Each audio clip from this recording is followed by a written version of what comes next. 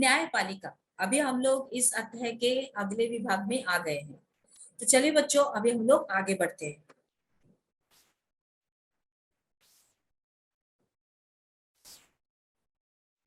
यहाँ पर हम लोग गुवाहाटी उच्च न्यायालय का अड़जोल मिजोरम बेंच देख रहे हैं।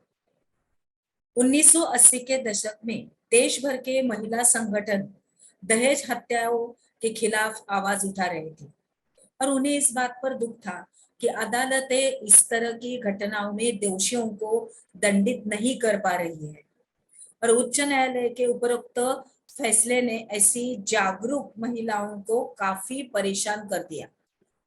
उन्होंने कई जगह धरने प्रदर्शन किए और उच्च न्यायालय के फैसले के खिलाफ सर्वोच्च न्यायालय में एक और अपील दायर कर दी। अभी यह appeal Indian federation of women lawyers नामक संगठन की तरफ से दायर की थी। हम लोग फिर से एक बार पढ़ते हैं बच्चों ये सेंटेंस।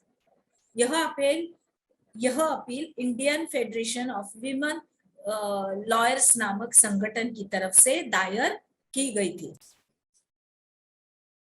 आगे बढ़ते हैं बच्चों। यहाँ पर हम लोग नामची दक्षिण सिक्किम के एक अदालत का चित्र हम लोग यहाँ पर देख रहे हैं। चलिए आगे बढ़ते हैं बच्चों। 1985 में यानी कि 1985 में सर्वोच्च न्यायालय ने लक्ष्मण और उसकी मां वो भाई को बरी करने के फैसले के खिलाफ अपील पर सुनवाई शुरू कर दी थी और वकीलों के तर्क सुनने के बाद सर्वोच्च न्यायालय ने जो फैसला दिया वह उच्च न्यायालयों के फैसले से बिल्कुल ही अलग हो गया था। सर्वोच्च न्यायालय ने लक्ष्मण और उसकी मां को तो दोषी पाया, लेकिन सुभाष चंद्र को आरोपों से बरी कर दिया क्योंकि उसके खिलाफ पर्याप्त सबूत ही नहीं थे और सर्वोच्च न्यायालय ने दोनों आरोपियों को उम्र कैद की सजा सुनाई।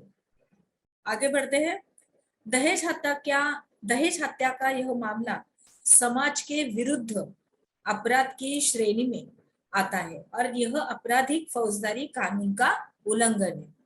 फौजदारी कानून के अलावा हमारी विधि व्यवस्था दीवानी कानून या सिविल लॉ से संबंधित मामलों को भी देखती है। फौजदारी और दीवानी कानून के बीच फर्क को समझने के लिए नीचे दी गई तालिका को आप देख सकते हैं। चलिए देखते हैं। एक है क्रमांक 1 फौजदारी कानून और उसी साथ में है दीवानी कानून।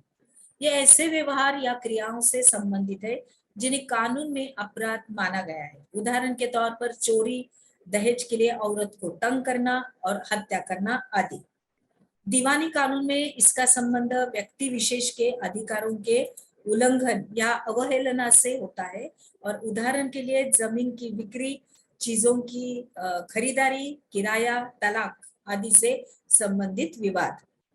दूसरा नंबर है इसमें फौजदारी कानून के अंदर इसमें सबसे पहले आमतौर पर प्रथम सूचना रिपोर्ट प्राथमिकी यानी कि FIR दर्ज कराई जाती है और इसके बाद पुलिस अपराध की जांच करती है और अदालत में केस फाइल करती है।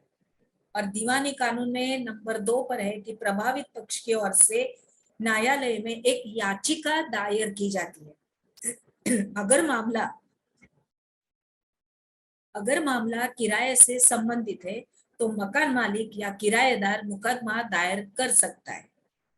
फौजदारी कानून में नंबर 3 पर है अगर व्यक्ति दोषी पाया जाता ही है तो उसे जेल भेजा जा सकता है और उस पर जुर्माना भी किया जा सकता है।